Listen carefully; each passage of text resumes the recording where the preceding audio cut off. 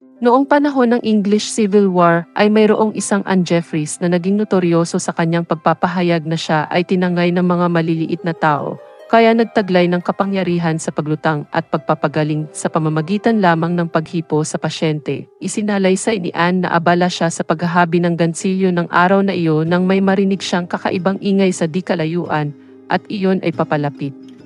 Sa pag-aakalang ito ang kanyang bibisitang nobyo ay nagkunwari si Anne na hindi niya namamalayan ang paglapit nito. Nakarinig siya ng impit na tawa at tumataginting na ingay na sinundan ng paglabas ng 6 na maliliit na tao, mga makikisig na lalaki na nakabihis ng kulay berde.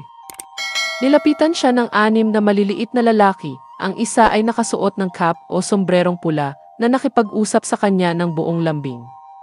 Nang ilahad ni Anne ang kanyang kamay ay lumukso ang lalaking nakapulang cap sa kanyang palad na kinandong naman ni Anne nang nakaupo na ang lalaking maliit sa kanyang hita ay hinagka nito si Anne sa tagiliran ng pisngi na ikinamangha ng babae dahil may kakaibang kiliti at sarap na hatid ang mga halik na iyon. Naengkanto siya at nahalina sa masarap na pagromansa ng maliit na lalaking nakapulang cap. Ang 5 maliliit na lalaking naiwan sa lapag ay nagsiakyat sa lailayan ng damit ni Anne para makasampa rin sa kanyang kandungan. At pinaghahalikan rin ng mga ito ang dalaga. Isa sa maliit na lalaki ang biglang humipo sa mga mata ng dalaga. Sapat na iyon para pumailan lang silang lahat sa madilim na yungib ng kalawakan. Nang magliwanag na muli ang paningin ni Anne ay nakalapag na sila sa ibang lugar. Isang pantastiko sa kanya ang mga namumungang punong kahoy na pinaliligiran din ng mga makukulay na ibon na nagsisiyawit, mga paru-paro, mga kastilyong yari sa ginto at pilak, looke na kinaroroonan ng mga magagandang isda at maraming magagandang bulaklak. Habang naglalakad si Anne kasama ang 6 na maliliit na lalaki ay namalas ng dalaga ang maliliit na tao na nagsisipagsaya, nagpapahinga, nagsasayawan, naglalaro at nagsisipaglibang. At napansin ni Anne, nakasingit na rin siya ng mga taong ito at nakasuot ng kakaibang moda at tabas ng damit na katulad ng suot ng mga kababaihan sa pantastikong kahariang iyon. Sa kapaligirang iyon at napakasarap na pakiramdam sa piling ng 6 na kaibigan ay naipasya na sana ni Anne na mamalagi roon habang buhay. Nang lumaon ay lumayo sina Anne at lalaking may pulang cap sa karamihan. Bagay na ikinagalit ng 5 pang kasamahan kaya kasama ang malaking grupo ng mga kakampi ay nilusob ng mga ito ang lugar na pinagtataguan ng nais magsariling pares. Kasalukuyang nagkakatuwaan sina Anne at kaparihang lalaking nakapula ng mabulabog ng grupo ng 5 nagsiselos na lalaki. Muli ay hinipo ng isang lalaki ang mga mata ni Anne, kaya nagdilim ang paningin ng dalaga at pumailan lang sa kalawakan.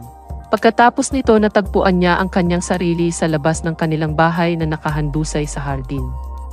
Mula nga noon ay nagkaroon ng kapangyarihan si Anne na lumutang sa hangin at makapagpagaling ng iba't ibang sakit sa pamamagitan lamang ng masuyo niyang paghaplos.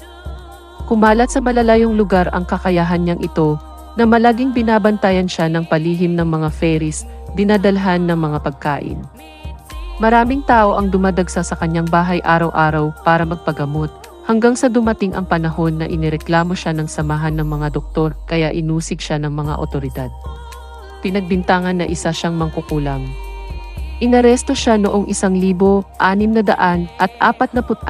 at ikinulong, upang mapatunayan kung siya'y nagsasabi ng totoo hinggil sa hindi niya nakikitang mga kaibigan.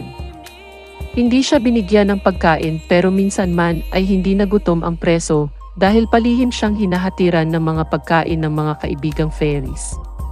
Hanggang sa siya ay makalaya ay hindi na nagsalita si Anne ng tungkol sa kanyang pagbisita sa kaharian ng mga fairies. Ang pangyayaring ito ay tunay na naganap at napatala sa kasaysayan ng England. Na kung hindi natin paniniwalaan na mayroon talaga siyang hindi nakikitang mga kaibigan fairy, papaano siya nakatagal sa loob ng kulungan ng walang pagkain sa loob ng napakahabang panahon?